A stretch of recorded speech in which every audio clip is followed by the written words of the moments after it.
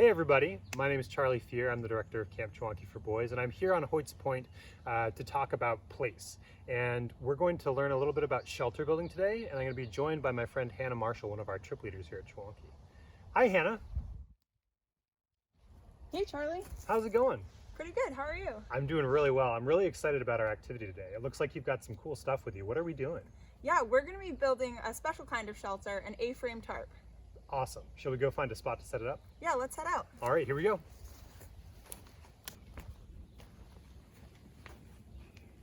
So Hannah, what sort of things are we looking for when we're looking for a spot to set up our tarp? Well, first, Charlie, we need 2 trees that are a good distance apart for our ridgeline. And then to make sure we're following our L&T principles, we want a nice durable surface. Great. This looks like a pretty good spot. Cool, let's set up. Now that we found our spot, could you tell me about some of the things that helped you select it?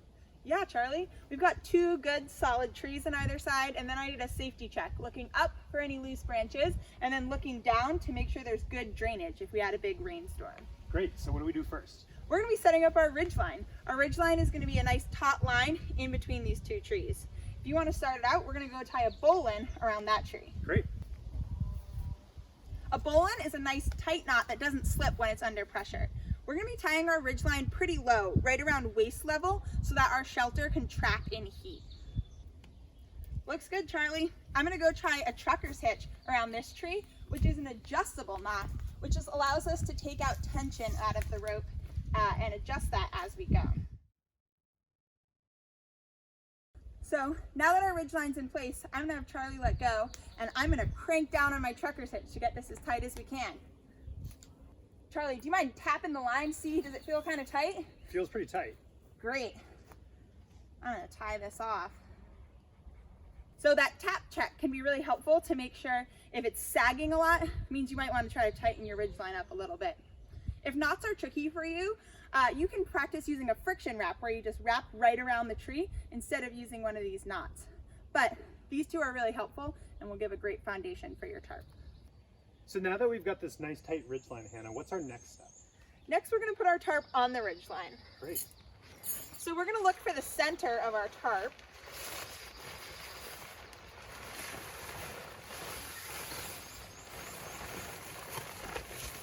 Got it. And toss the other side over our ridgeline. Now that it's well centered, we're going to secure the 4 corners of our tarp. It can be helpful if you secure the opposite corners first so that you have some good tension across, but you might have to make some adjustments as you go. Great. If you're securing your corners, you can either use a loop and move your stake, or you can plant your stake and use an adjustable knot like a trucker's hitch. We have tent stakes, but you also can use sticks or rocks to keep your corners down. So is there anything else that we should check before we're all done with our tarp? Yeah, let's look at the corner over here, Charlie. We like how the string is going out at a nice 45-degree angle, and that helps keep the tarp pulled out evenly in all 4 directions. Cool. So what now? Let's test the tarp out. Yes. Look at this shelter. It's so comfy and spacious. I could even spend the night under here. Now you may be wondering, it's so sunny, why did you set up a shelter today? Well, in Maine, the weather can change at a moment's notice. See? All dry. Now it's your turn. I want you to think about some of the things that we've taught you today, like making sure that the space you're going to set your shelter up in is safe, has good drainage, and has secure things for you to attach your tarp to. And you could make this shelter just about anywhere. It could be in your bedroom, your backyard, even your local park. And you can use sticks, blankets, any sort of material to make it happen. We're really looking forward to seeing what you come up with. Thank you today to Hannah for showing us how to put up a tarp. You're welcome, Charlie. Can't wait to see what everyone at home makes. Make sure to send us your photo. See you next time at Chewonki.